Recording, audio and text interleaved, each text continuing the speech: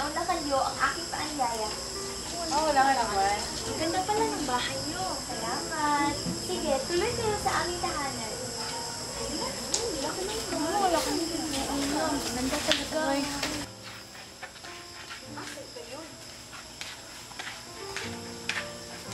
Nasaan ba yung pinsan ko? Tiago? Tiago! Nasaan ka na ba? Ano yun? Nakakainis. Ilang taon na ako nagsisilbi sa San Diego. Ngayon, inilipat na lang ako sa isang bayan. Talagang walang mga asal ang mga Indio. Padre Damaso, hindi ba isang Indio din ang may-ari ng bahay na to? Wala akong pakialam. Visit!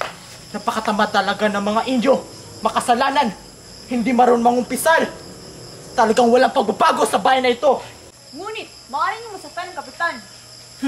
Matagal ko na ipinagpalagay si Kapitan Tiago na hindi siya isang Indio. Ay, Diyos ko. Inuulit ko, wala talagang makakatalo sa kamangmangan ng mga Indio. Napakasakit mo namang magsalita, Padre Damaso. Hindi ba't matalag na kaibigan mo si Kapitan Tiago? Sakap na ngayon nga, inaanak mo pa yung anak ni si Maria Clara.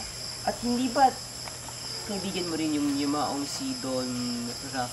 Tumigil ka! Para kang sino magsalita, umalis ka sa aking paningin! Alis!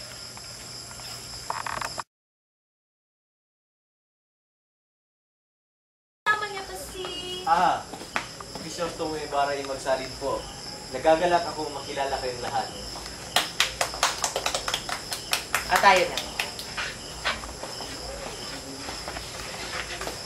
Reverensya, kayo po ba si Padre Damaso? Ang matalik na kaibigan ng aking ama na si Rafael Ibarra? Ha! Bata! Ako nga si Padre Damaso. Paumahin nyo. Ngunit ni Minsay, hindi ko naging kaibigan ang ama mo. Kilala mo na pala si Padre Damaso!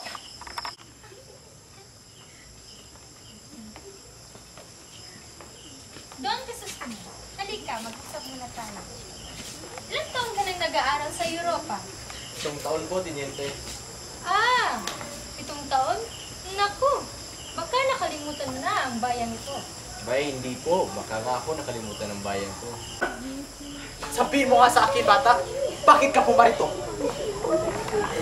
Nais ko pong makilala ang aking bansang sinilangan, Reverensya. At gusto ko ring malaman kung paano at bakit namatay ang aking ama. Bata, pumarito ka dito sa Pilipinas upang makilala ang bayan na ito. Napakaliit naman ang sinadya mo dito. Reverensya, huwag po kayong magsalita ng ganyan. Dahil ang bansang Pilipinas ay kasing yaman din ng bansang Espanya. Ha? Ganito na ba ang mga binata ngayon? Nagmamarunong? Walang asal? Sumasagot sa mga reverensya? Patawad po, ngunit kailangan ko na pong umalis. Una! Kakarating mo lang dito at saka darating dito si Maria Clara. Sa katunayan, isinusundo na siya ni Isabel. Maraming salamat po sa inyong pagtanggap sa akin. Ngunit marami pa po akong dapat gawin. Hayaan niyo at bukas na bukas din ay babalik ako. Paalam at maraming salamat po. O, sige. Teniente, kayo pala, magandang gabi rin. Mag-ingat sana kayo. Sana'y maging aral sa inyo ang nangyari sa iyong anak. Bilang may nalalaman po kayo tungkol sa pagkamatay ng aking ama, maaari niyo po ba itong sabihin sa akin, Teniente?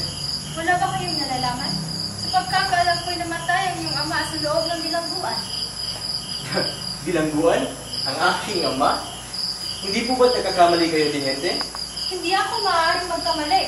Ang iyong ama ay namatay sa loob ng bilangguan. Si Rafael Ibarra, na siyang pinagbantangang Erehe at Filibustero ni Padre Damaso. Maaari niyo po bang sabihin sa akin ang buong pangyayari kung bakit bilanggo ang aking ama? Noon, may isang Kastilang mangmang at masama ang ugali. At naging isang kolektor ng buwis. Naglalakad ang kolektor, dala-dala ang isang lapis at papel. Pinagtatawanan siya ng mga bata.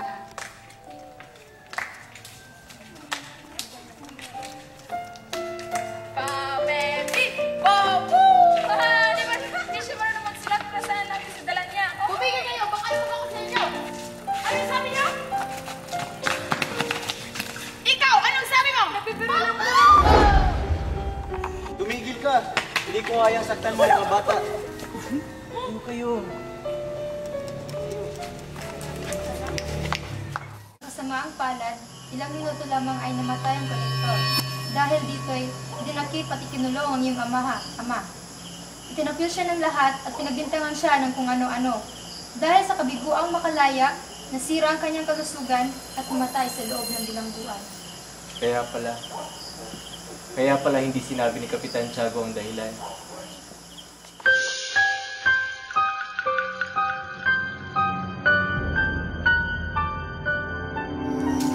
Ano ba to? Nagpastela naman ng bako?